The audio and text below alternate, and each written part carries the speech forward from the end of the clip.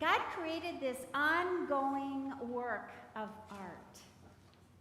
And it's a process that God began and continues to this day. In the beginning, whether it was by a big bang or whether it was that Ruach Spirit that breathed over the waters, God created. God created the heavens, the darkness and the light and the stars and the moon and the suns. And God filled the sky. And then God looked at the earth. God created it, filled it with land and waters. And with the water, God made all the living things that were here long before us. And many are still here with us today. God made the sea creatures, the whales and the dolphins and the salmon. And God created all that we have in our lakes here, the muskies and the sunfish and the walleye and all the water creatures. God created the birds, the eagles, the little bluebirds, the cardinals, the sparrows, the doves. God created the great blue heron and the pelicans and the geese and the loons. God was pleased with what he saw and blessed them, that they would increase in their number, increase in their species. And then God used the ground, God used the earth to create all kinds of animal life, domesticated animals and camels, horses, our pets, dogs and cats and turtles. God created the wild animals, the lions and the bears and the deer and the giraffe. They're animals for our food, and they're animals for our clothing, and they're animals for our protection. And creatures that I don't have any idea why God created. But God said, this is good. God takes joy in creation and in creating. And after God made all these creatures and all the plants and all the trees, God made human beings, creating them to be like God. Male and female, God created them, created us. And he said, you will be the stewards. That was the word that Gary used, the stewards. You'll be the stewards. You will be the caretakers. You will be the ones who will look over the well-being of the earth and the seas and the waters and the air and the animals. And you'll name them. And we did. In the days of Noah, God despaired of humankind's sinfulness. We weren't honoring and we weren't respecting God, our Creator. We hurt each other. We were violent with each other. So God resolved to destroy much of his creation by wiping it away in a great flood. But God saved a pair of each living thing, birds and animals and the human family. And after the flood, God repopulated the earth with those that he had saved. And in the Old Testament days of Abraham and Sarah, of Moses and Aaron and Miriam, and of King David, people were shepherds. They shepherded the animals who were used for food and clothing. They shepherded animals who were also used for religious rituals in their church, in their temple. People would bring sparrows or a turtle dove to thank God and to offer that for a blessing that they had received. And if someone or if a whole community needed to ask God for forgiveness of sin, then they would bring the best, the purest of animals, a great strong bull or a spotless, perfect lamb. And they would offer that as a sacrifice for the forgiveness of sins. In whatever way we interpret these stories of creation, the most important thing is that we remember our Creator's heart and love for all that God created. God values this world and continues still to create it for good. But our world continues still to be broken by the sin of human beings, by our exploitation rather than shepherding of all that God has made,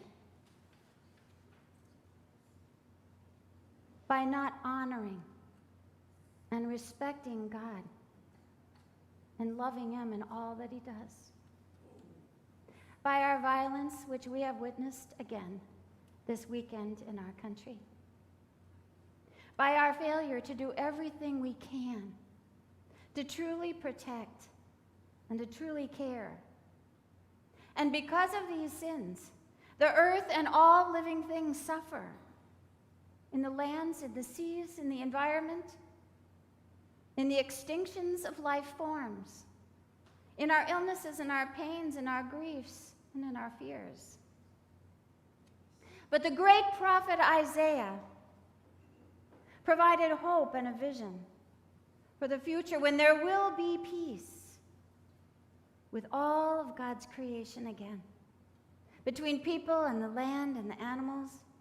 He wrote, even the wolf will live with the lamb, and the leopard will lie down with the goat, and the calf and the lion together, and there will be a child who will lead them. And a child was born, and that child, Jesus, grew up and lived on this earth. And with Jesus' word among us, He helped us to understand again God's purposes, to reveal them. And a way was given for us to restore our relationship between God and creation.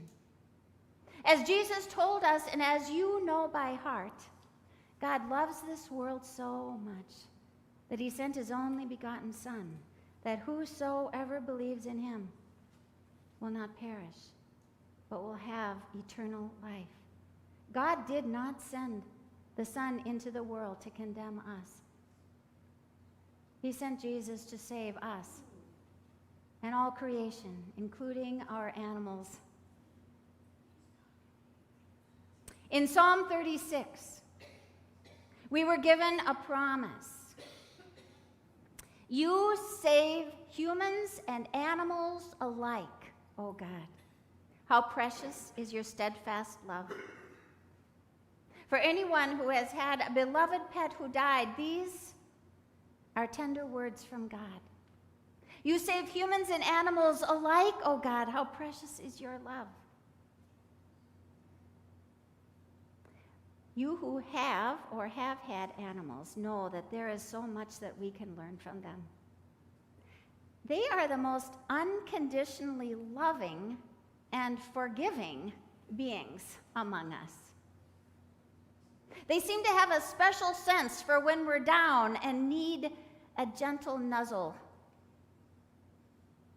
And they are more joyful with the little things in life than anyone.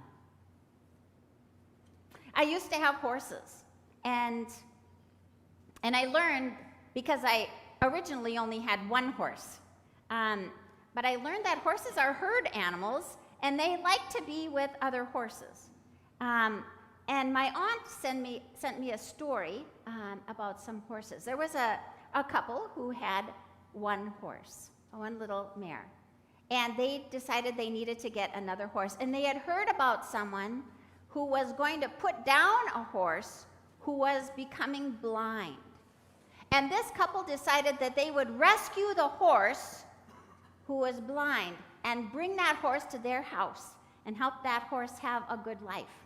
So they brought the horse into the pasture with their other mare, and they decided to do a kind of a special little halter. And so they had a halter that had a bell on it. When she would move, the bell would ring, and they thought maybe this way the blind horse can figure out how to follow this little mare. And that, in fact, is what happened. When they would go out of the barn in the morning, the little mare would go out and jingle, jingle, and the blind horse would follow. And also in the evening, when it was time to come back in, they were out in the pasture, she would come in, hear the bell. And what they noticed is that this little mare would walk a little ways and look back to see if the blind horse was following her too.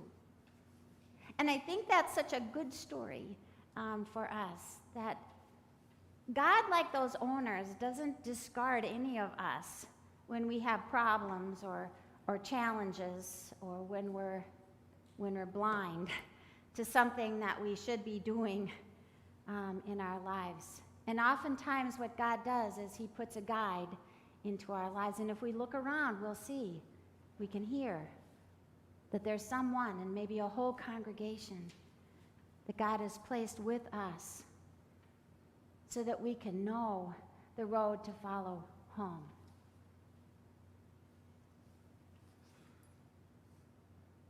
I talked about the Old Testament sacrifice of a pure and spotless lamb for the forgiveness of sin. The Bible teaches us to know Jesus not only as a perfect shepherd of all of us, but also as the perfect, spotless lamb who was given as the final sacrifice, so that we, in our brokenness, in our blindness, in our sinfulness, can, because of the grace of the Lamb, Jesus, be saved.